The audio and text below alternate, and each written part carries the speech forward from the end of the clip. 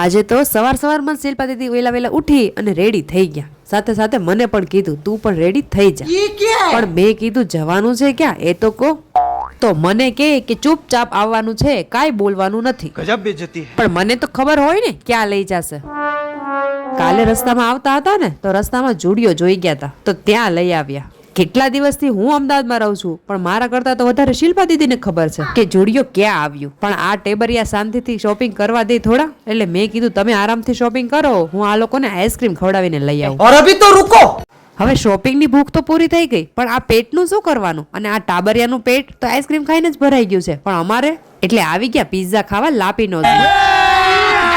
अभी मजा પણ અહીંયા આવી આમના તો પોઝ પૂરા જ નથી થતા. આમ ફોટો પાડ ને આમ ફોટો પાડ, અને પછી તો એના ફોટાનું ભૂત ઉતારી જ દીધું. જોડે જોડે હું પણ બેસી ગઈ. આપણે થોડા બાકી રહેવાનું હોય. આજે કોમેન્ટ કરીને જરૂરથી કહેજો કે કોણ કોણ એવું છે જેનું શોપિંગનું ભૂત ક્યારેય ઉતરતું જ નથી, જેમ કે મારી ફ્રેન્ડ ને.